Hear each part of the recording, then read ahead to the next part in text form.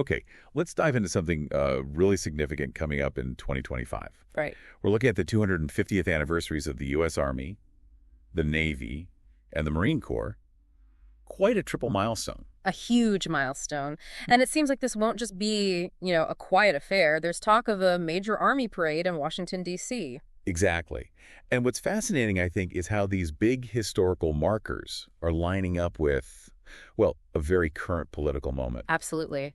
That planned army parade, specifically falling on President Trump's birthday during his second term, it creates this really compelling intersection, doesn't it, between military history and, well, right now. It really does. Makes you Yeah. think about all the layers involved. For sure. So to get the full picture, we've pulled together quite a few sources. We're looking at info from the Armed Forces 250 website, Yeah?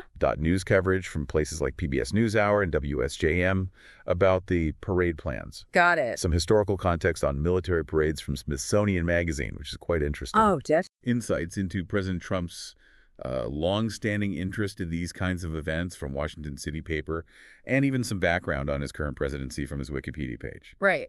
So the goal here is to really unpack how these anniversaries are being marked, the actual nuts and bolts of this army parade, look at the history of these things in the U.S., and, how President Trump's history and his current administration kind of weave into it all. Precisely. Let's try and connect those dots. Okay, so if we take a step back first, these 250th anniversaries, they're a natural moment, really, for the nation to pause and think about the contributions of these essential branches of our military. Absolutely. And the sources we have highlight different ways this is happening, all aiming to honor that long legacy. So where should we start? The Army. Yeah, let's start with the Army. Established way back June 14th, 1775. The oldest branch. Right. And the National Museum of the United States Army is launching a specific exhibit, Call to Arms, the Soldier and the Revolutionary War, starting next June 2025. Makes sense, tying it right back to the beginning. And Fairfax County, they're also planning a commemoration on that exact date, June 14th, marking the birthday, and also that key moment when George Washington took command.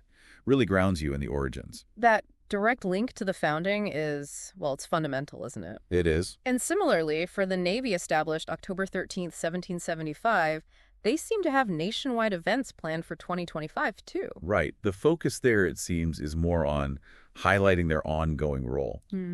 National security, supporting allies, protecting interests globally. And there's that lecture series mentioned at the Naval Shipyard Museum in Portsmouth, a talk in November, 250 years of service to the U.S. Navy. I wonder what those nationwide events will look like for the Navy. Maybe ship tours, fleet weeks, things like that. Could be public outreach, educational programs, especially in coastal cities, perhaps. It shows the scope of these commemorations. Yeah, exactly.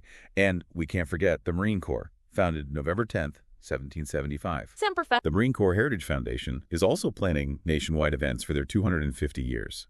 And interestingly, that same museum in Portsmouth, The Naval Shipyard Museum. yeah, they're also hosting a lecture specifically on 250 years of the U.S. Marine Corps in June.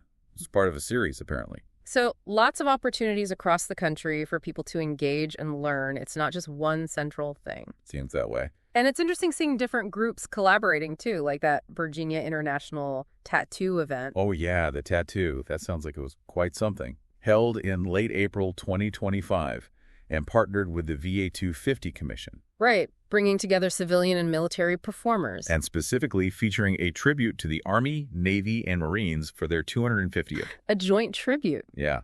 And the news coverage mentioned it was a pretty big deal for Norfolk, expecting over 100,000 people, maybe a $20 million boost to the local economy. Wow. That really shows the kind of public interest these anniversaries can generate. Definitely. Which kind of leads us nicely into the planned Army parade, building on that idea of showcasing the military and drawing crowds. Okay, so the parade. Sources confirm it's set for Saturday, June 14th, 2025. The Army's actual 250th birthday. Exactly. But the detail that, well, immediately jumps out is that date is also Donald Trump's birthday. Yes. That's where the narrative, let's say, gets a bit more complex. That coincidence, happening on President Trump's birthday, has certainly fueled a lot of discussion. You'd expect it to. And the planning documents from late April suggest a pretty significant event is in the works. We're talking participation from at least 11 Army Corps and divisions, potentially, from all over the country. 11? Wow, so what kind of units? Well, the list includes things like a Stryker battalion with their vehicles, a tank battalion, an infantry battalion with Bradleys. So heavy armor. Yeah, and artillery, too. Paladin vehicles, howitzers. It sounds like a major display of military hardware. And officials are quoted saying it'll be bigger than parades we've seen recently. That's the word, bigger. With more capability demonstrations, equipment displays, community engagement. And the Army wants representation from all 10 divisions, is that right? To show its national scope. Apparently so, underscoring that nationwide reach. Okay, but the big question hanging over this, the cost. Right. No firm number yet, but officials are saying it's likely to be steep. Steep. And needing multiple federal agencies involved just for security. Which, immediately brings to mind President Trump's earlier push for a big parade during his first term. The one that got canceled. Exactly. Canceled largely because of that estimated $90 million price tag. So it makes you wonder, doesn't it? Is this in some way fulfilling that earlier ambition? It's a question many are asking. And this really brings up that historical context piece. The Smithsonian article points out that these kinds of large-scale military parades outside of holidays like the 4th of July or Veterans Day haven't really been typical in recent decades. No, not really. The big recent one they mentioned is that 1991 victory parade in D.C. after the Persian Gulf War. Right, that was a major event. Over 8,000 troops, aircraft, tanks, even Patriot missiles. Huge crowds, especially for the fireworks later. But the key point from the Smithsonian piece, I think, is that those types of displays often came after a clear military victory. Yeah, that's a crucial distinction. We didn't see similar national parades for Korea or Vietnam or Iraq or Afghanistan where there wasn't that sense of clear-cut victory or a definitive end. Right, so holding a massive parade now, not tied to a specific recent victory. It makes you think about the intended message. And looking back further, history shows different approaches. The article mentions President Ford in '76 deciding against a military parade for the bicentennial. Why was that again? The shadow of Vietnam? That's suggested as a factor, yeah, the mood of the country. But then you go back even further, presidents like Jefferson, Madison, Polk reviewed parades on the 4th of July. It was more common then. And of course, the massive grand review of the armies after the Civil War, a huge celebratory event. And World War II had big Army Day parades, too.